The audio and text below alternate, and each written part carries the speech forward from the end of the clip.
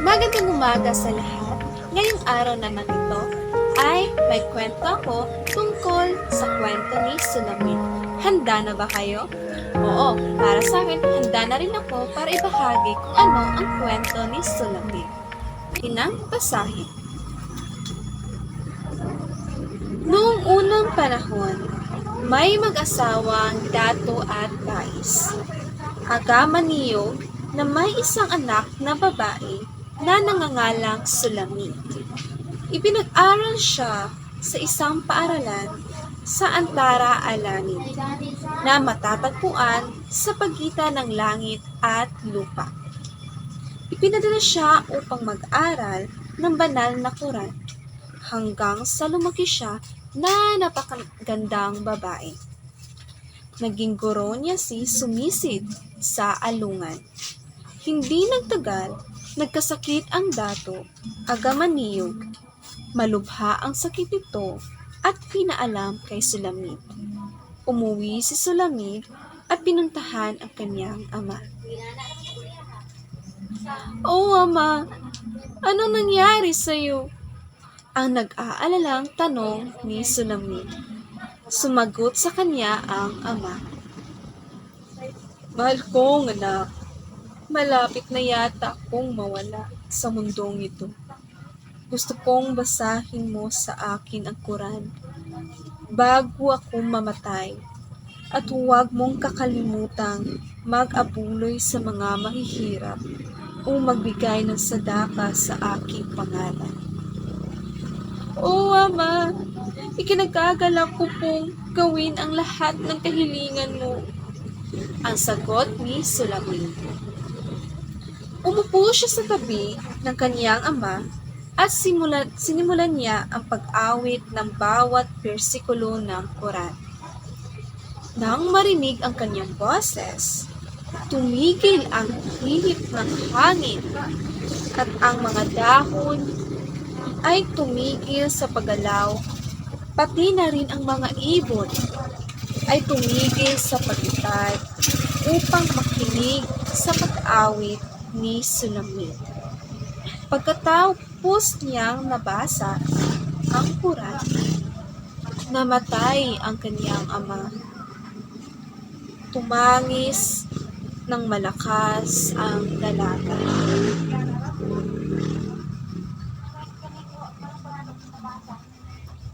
Nanalangin ang lahat ng kaiisang-isang Panginoon. "O Ama, bakit mo kami iniwan sa mundong ito?" Umiyak si Sulamit patungo sa kanyang ina at niyakap ito. Umiiyak din ang lahat ng nasa bahay. Inihanda ang Dato para sa kanyang libing. Pagkatapos ng pagdarasal, ay inilibing ang Dato Agamaniyog. Sumunod naman ang pag-araw-araw na dasal at pagkatapos, bumalik na si Sulamit sa Antara Alanit. Pagkatapos ng 100 ng araw, mula nang namatay ang ama ni Sulamit, bumalik na siya para sa isang kaugaliang sinunod ng kanyang ama. Tinulungan ni Sulamit ang kanyang ina sa paghahanda ng pagkain para sa mga bisita. Nang mga oras na yon, nanood sa kanya ang kanyang guro na si Sumisid sa alungan at tinuhulog niya ang isang sulat na may larawan niya para kay Sulamit. Sinadya niyang ihulog ang mga ito sa harap ni Sulamit. Kinuha ng babaeng Agamaniyog ang sulat na may larawan. Pumasok agad ito sa kanyang silid at tinago ang sulat. Bago niya itinago, tiningnan niya muna ang larawan ni Sumisid sa anlungan at humanga siya sa kagandang lalaki nito. Abala naman si Sumisid sa paghahanda ng pagkain para sa mga bisita at pagkatapos, ipinakain niya ang lahat ng naroon para sa alaala ng kanyang ama ang paghahanda nito. Pagkatapos ng lahat, pumunta na si Sulampid sa salamin ng tore ng prinsesa upang matulog. Ano kaya ang mangyayari kay Sulampid pagkatapos niyang hindi nalaman na may binigay pala si sumisid sa kanya ng isang papel. Ipagpatuloy natin. Nanaginip siya na may isang matandang lalaki na pumunta sa kanya at nagsabi, "Sulampid, hindi mo ba alam na si Sumisid ay naghulog ng sulat at larawan para sa iyo? Ngunit kinuha ng iyong ama at doon itinago sa kanyang kahon? Gumising ka at buksan mo ang kahon at kunin mo ang sulat." Gumising si Sulampid at sinunod ang sinabi ng matanda. At natagpuan niya doon ang sulat at larawan. Binasa niya ang sulat. Para sa ina ni Sulampid ang sulat at nagsasabing umiibig si Sumisin Alungan kay Sulampid at gusto rin niyang pakasalan ito.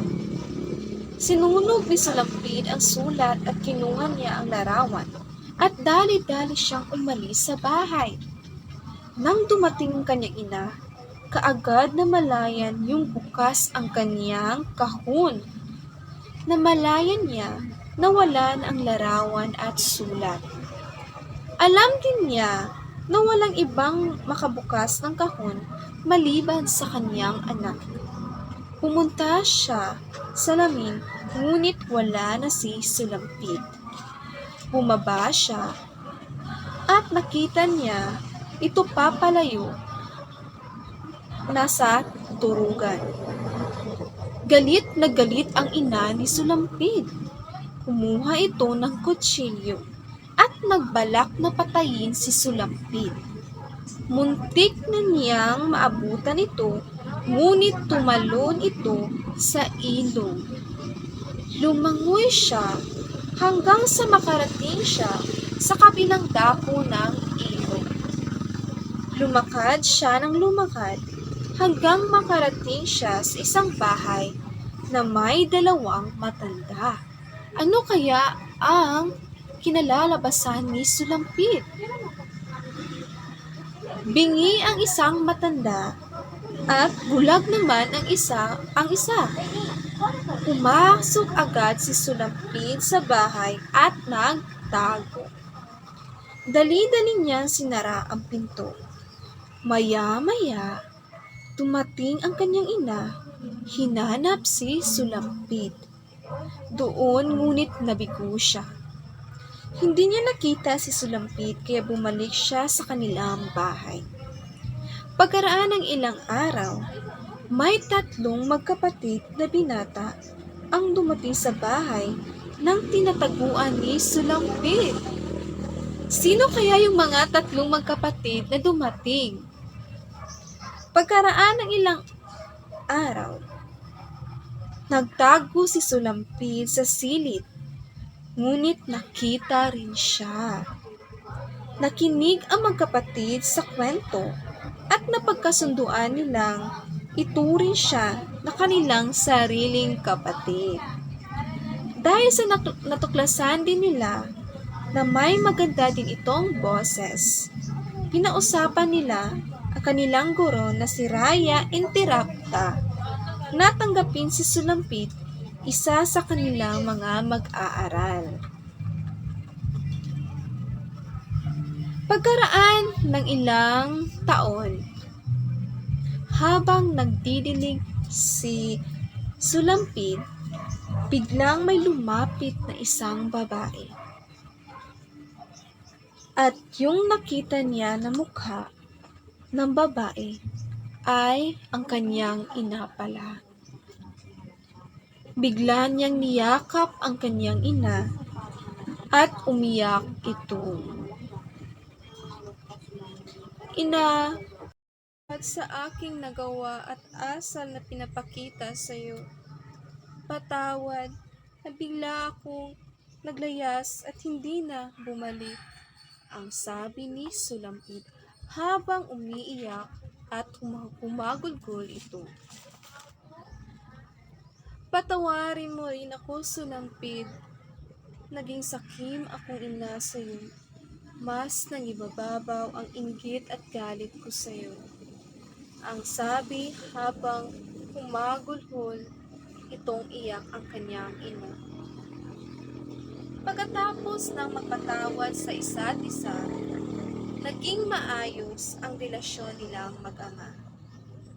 At dumating si Raya at agad naman itong ipinakilala ni Sulampit sa kanyang ina. Naging masaya ang kanilang kwentuhan kasama ang naging ikalawang pamilya ni Sulampit.